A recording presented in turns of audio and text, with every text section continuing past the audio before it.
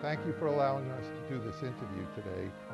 As you may be aware, this is an initiative of the Town of Poughkeepsie's Historic Preservation Commission, of which Gene Murphy is our town historian. I'm Rob Rubin, and I'm here today to just ask you a few questions. This is the first of what I hope will be a long series of video interviews that will record what's happening in our town. I'm wondering if we could start off with getting a brief a little biography of yourself. When you were born, your age, schools, that type of thing. Sure. I was born at Vassar Hospital here in Poughkeepsie, lived in the area my entire life. I actually grew up in LaGrange, but have spent my entire adult life in the town. Graduated from Marist College in 1986. Was born in 1962. So many years ago at this point, more than I'd like to remember. But like I said, I've lived in the town my entire life and enjoy the area. Don't enjoy the winters all that much. I'm more of a warm weather guy, but enjoy the area. I have two brothers. We spend a lot of time playing sports. And what were you good in? I like to think I was good at all of them, but they may say otherwise. Baseball, softball particularly is what I enjoy. When I was younger, played a little basketball, but always focused on a lot of sports and watching and playing. But as kids, we were outside a lot. It's different when I was young. Today, the young people spend a lot of time video games, computers, those type of activities. When I was young, it was more outdoor activities. We were outside 24/7. We'd come in to eat and go back outside. So it was a lot of fun times out in the yard and in the fields, and ticks weren't an issue back in the day, so that's kind of a new phenomenon, so it's a little different. Well, so you went to Marist College. Yes. What did you major in there, and then what did you do when you got out of college? I majored in business administration with a concentration in finance, and my first job was at Poughkeepsie Savings Bank, actually, on Market Street in Poughkeepsie, and worked in a number of departments there, from collections to commercial loans. And from Poughkeepsie Savings, I went to Marine Midland Bank, also on the main mall in Poughkeepsie. It became Hong Kong Shanghai Banking Corp when I was there, HSBC. Spent a few years there, and from there moved to Fleet Bank on Union Avenue, Newburgh. And while at Marine Midland and Fleet, I was working in commercial lending as an analyst. So I'd look at financial statements of companies, analyze their financial position, their cash flow, their ability to repay their loans, and so on. I left banking because what was happening back in the late 80s, early 90s, probably similar to what's still happening to a small extent today, is there's a lot of consolidation. And I was getting laid off, and also I was having trouble moving ahead, climbing the corporate ladder, because what was happening is you'd have experienced lenders being laid off, willing to take more entry-level positions to have a job. So I saw that trend continuing, and I thought to myself, that really wasn't where I wanted to be at that time, but in particular I didn't want to be in the same spot 10 years from now. So I left banking. I actually bought a small landscaping business because that's something I'd always done on the side, I'd always enjoyed, and moved in that direction, and that's what I've done ever since. So tell us about your evolution into politics then. Well, politics really happened by accident almost. I had the landscape business, property maintenance business, and I had a customer who actually asked me if I would be interested in joining the town committee. Our town's made up of 6 wards within the town, and each ward has a committee. And she had asked me if I would be interested in joining the committee for the Republican side in the 6th ward. And at the time, I asked her if it would take a lot of time. She told me no. I said, all right, I guess I will. A few weeks later, she asked me if I would be willing to run for town board from the 6th ward. And in my mind, I thought, you've got to be crazy, but I didn't want to tell her that. I thought she might forget that she had asked me, so I told her I'd think about it. and she didn't forget. She invited me to her house a few weeks later, introduced me as the candidate for the 6th Ward seat, and so that's I was off and running. I was on the zoning board at the time, and I enjoyed that. I enjoyed having that kind of input in town politics, but I really had never thought about becoming more involved than I already was. But she, I guess, saw something in me and maybe thought I had the right personality for it, so she gave me the push I needed, because I don't know if I would have had, you know, the initiative to take that step. So she really, you know, pushed me out there and threw me into it, and I'm glad she did now. So that's how I actually started. And the first race, I thought to myself, I don't want to lose big. I want to put in a good show. So I worked hard, and I ended up winning, and that's really where it all began. As an aside, do you think that your financial background and your majors in college were what she, plus your personality and yourself, were those factors, did they help you, and did she think those would be an asset to you? I think she did. I mean, she was an elderly woman, and she had a lot of experience around politics and in politics. She'd worked for the county for a number of years.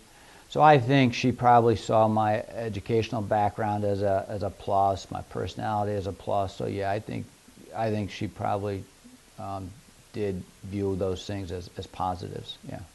I think so too. So it really, did you have at that time any sense of civic responsibility in terms of coming in? I did. At that time, the town. Did you have interest in college too, in politics?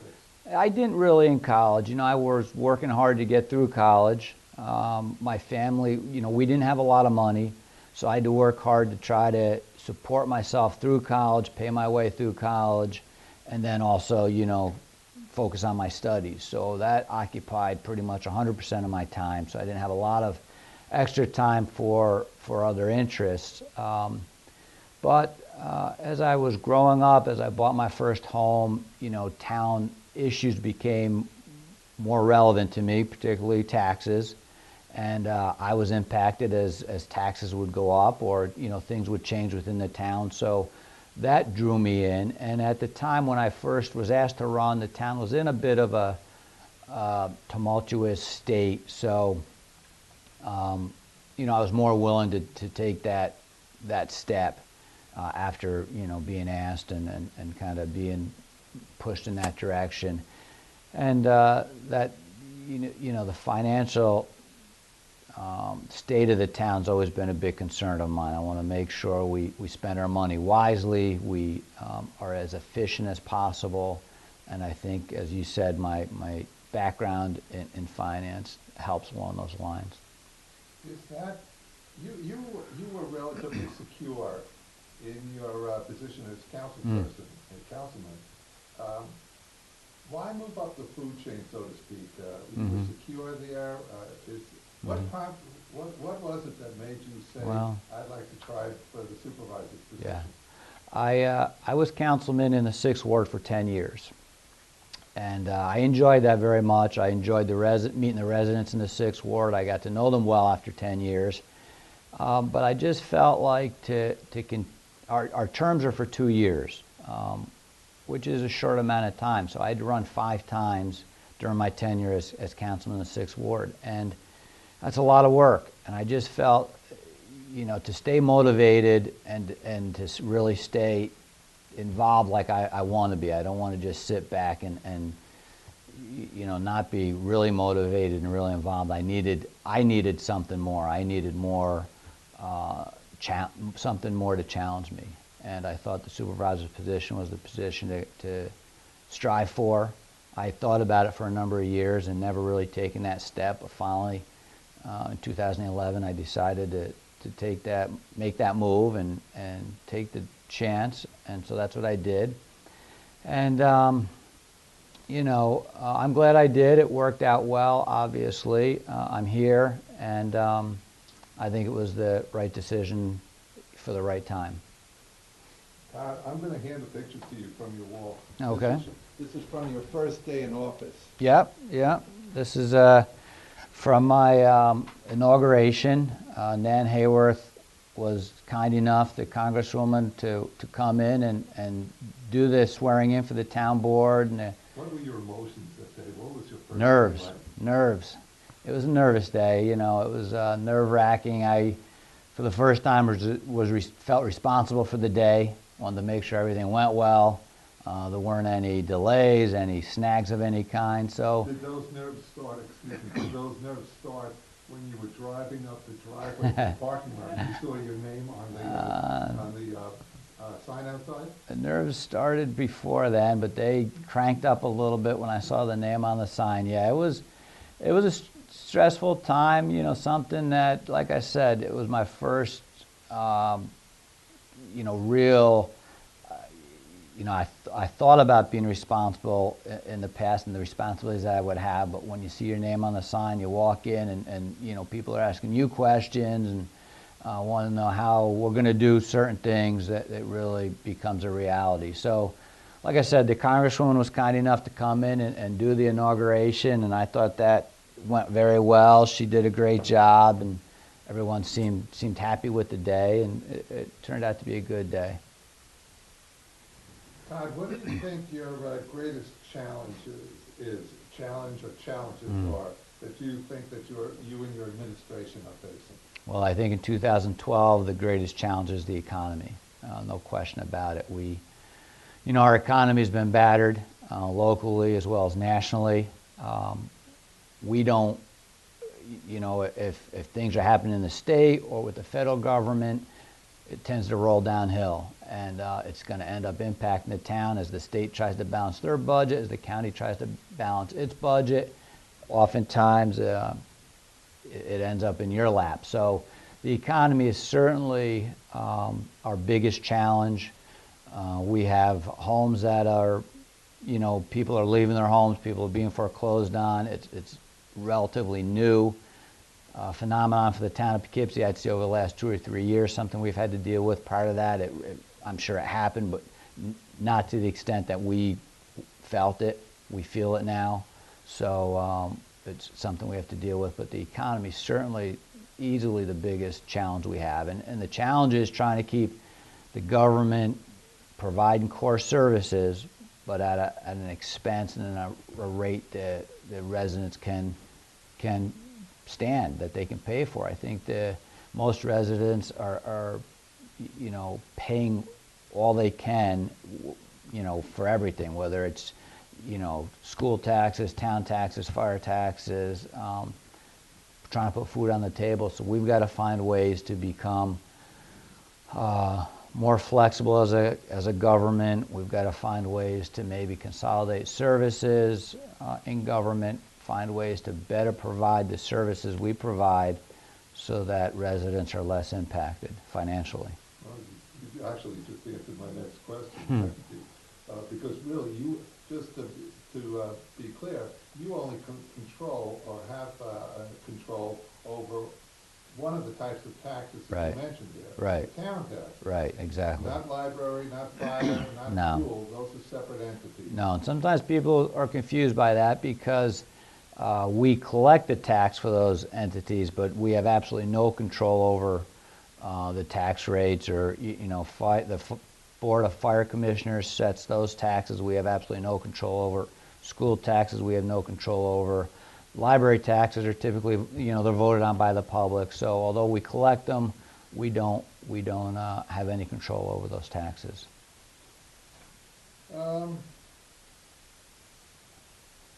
you had the chance, what, if anything, would you do differently than you've done?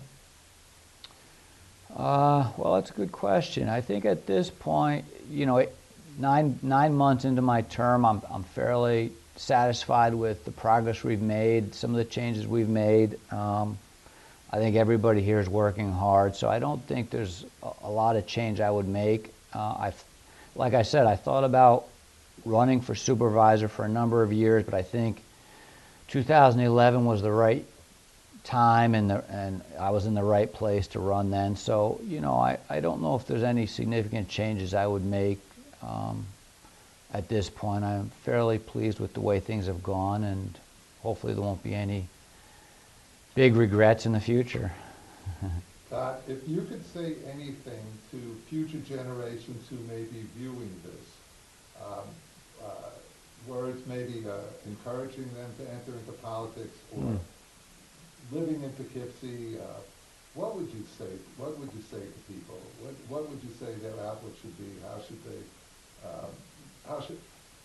Should they be interested in politics? I think politics. My personal belief.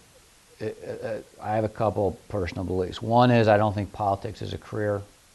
I think politics should be something you enter if you're interested in helping your community, if you like people, if you truly want to try to improve, their lives, in your town or in your municipality.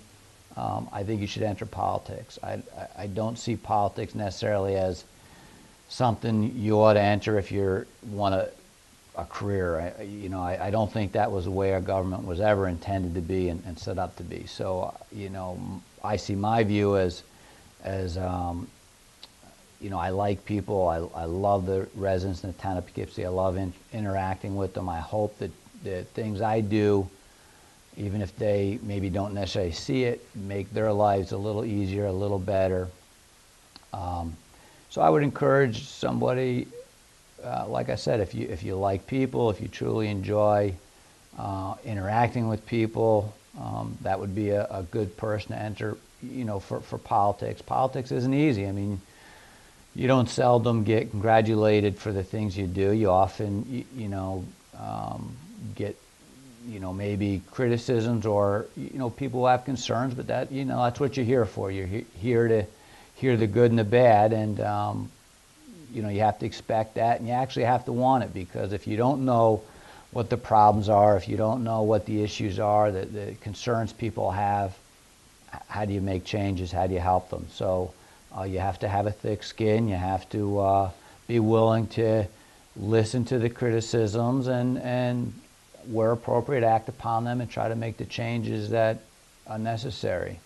Poughkeepsie is a great place. So it's a great place to live, great place to raise a family. I think we've got a very diversified town, from a great young community to a great, very vibrant senior community. And that's the big change I think we've seen in not only the town, but, really the nation over the last 10 years. Well, you're actually building for the seniors right now. Yeah, the senior.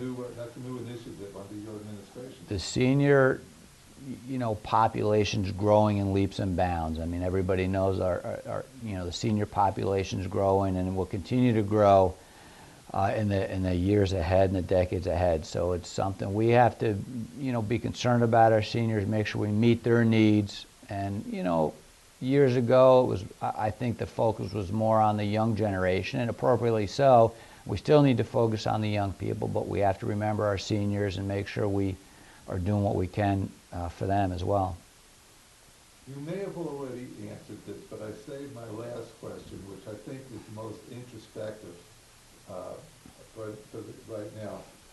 Todd, if you could write a Todd Tancredi, a Supervisor legacy, how would that read? That's a tough one. That's a tough one, yeah. I guess I would hope people would say that I worked hard, that I put in the time. I want to work hard. I want to work hard for the municipality. I want to work hard for the residents who elect me. I want to put the time in. I hope they recognize that, or after my time's done, whether it's 2 years or 4 years, whatever the time is, I hope they say that I worked hard, that I put the time in. I hope they think I'm fair. I'm fair with the decisions I make. You seldom make a decision that everybody agrees with. So you often have people on both sides of an issue, and this job requires me to make decisions. So I hope when I do make one, even if everyone doesn't agree, I hope I'm able to do that in a way that I can explain my rationale. And at the end of the day, I hope residents thought I was, treated them fairly, gave them time to, expressed their concerns and their opinions and responded appropriately. So I guess I hope they see me as hardworking, as fair and even-handed in my treatment of the issues. And I guess those would be the two big areas. That's the way I hope they'd remember me. You get the last say here. Is there anything else you'd like to say? What you love about Poughkeepsie? What you, anything?